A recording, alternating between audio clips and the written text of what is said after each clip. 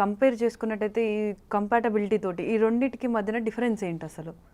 Self esteem, compatibility అంటే ఇప్పుడు self esteem మనకి రోజు మనం పుట్టినప్పటి నుంచి మనకు కొంచెం సెల్ఫ్ ఎస్టీమ్ అనేది ఉంటుంది. ఇప్పుడు కంపాటబిలిటీ నేను పలానా వాళ్ళ మాట్లాడారు కాబట్టి నేను ఈ విధంగా ఆలోచిస్తున్నాను, మేబీ వాళ్ళన్నదే కరెక్ట్. ఇప్పుడు మీరు స్టార్టింగ్ నుంచి అంటున్నారు ఒకరు ఎదుటి వాళ్ళ వర్డ్స్ మనల్ని ఎంతో ఇంపాక్ట్ చూపిస్తూ ఉంటాయి. సో ఇప్పుడు ఈ సెల్ఫ్ ఎస్టీమ్ అనేది పాజిటివ్ వేలో మనం ఈ కంపాటబిలిటీని తగ్గించుకొని పాజిటివ్ వేలో పెంచుకోవాలంటే ఎలా? సో సెల్ఫ్ ఎస్టీమ్ మనం పాజిటివ్ వేలో ఎలా అంటే, మన లైఫ్లో ఒక 10 నెగిటివ్ ఎక్స్పీరియన్సెస్ ఉన్నాయి అంటే ఒక 5 పాజిటివ్ ఎక్స్పీరియన్సెస్ కూడా ఉండుంటాయి. దాన్ని ఫస్ట్ మనం గుర్తించాలి. సో ఒక చిన్న అసైన్మెంట్ చెప్తాను, చాలా యూస్ఫుల్గా ఉంటుంది. ప్రతిరోజు పండుకునే ముందు ఒక 5 పాజిటివ్ ఇన్సిడెంట్స్, ఈరోజు నా డేలో జరిగిన 5 పాజిటివ్ ఇన్సిడెంట్స్ రాసుకొని ఒక బుక్లో, ఇంకొక బుక్లో ఇష్టం కాలేనివన్నీ అది పక్కన పెట్టాలి, ఇంకా రాసుకొని వదిలేసుకోవాలి.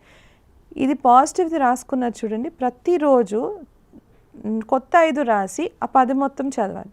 మళ్ళీ నెక్స్ట్ డే ఇంకొక 5 రాసి అలా రాసి ఏమవుతుంది తెలుసా, మన బ్రెయిన్లో న్యూరాన్స్ ఉంటాయి, కొత్త నేర్చుకుంటూనే ఉన్నాయి. మనము చెడు గుర్తుపెట్టుకుంటా ఉంటే చెడుని పెంచుతూ ఉంటుంది. ఇదే మనము పాజిటివ్ ఎక్స్పీరియన్సెస్ని చూస్తుంటే అది పాజిటివిటీనే పెంచుతూ ఉంటుంది. ఇప్పుడు పాజిటివ్గా ఆలోచించు అంటే కష్టం, పాజిటివ్గా ఉండు అన్నా కూడా కష్టం. కాబట్టి మనం ఏమంటామంటే పాజిటివ్గా ఆలోచించు, పాజిటివ్గా ఉండు, పాజిటివ్ది రాయి, పాజిటివ్ చూడు. అంటే ఏదైనా సిచ్యువేషన్లో నెగిటివ్ సిచ్యువేషన్ని డీల్ చేసి దాంట్లో ఉన్న పాజిటివిటీని పెంచుకుంటూ పోవాలి. So thank you so much ma'am, ladies గురించి ఇంత మంచిగా చెప్పినందుకు. అదేవిధంగా ఎవరికైనా జెండర్ ఏదైనప్పటికీ కూడా సెల్ఫ్ ఎస్టీమ్ అనేది ఒక పర్సన్కి చాలా ఇంపార్టెంట్. అదేవిధంగా సెల్ఫ్ ఎస్టీమ్ని కూడా మనం ఎలా పెంచుకోవాలని చెప్పినందుకు thank you so much. Thank you.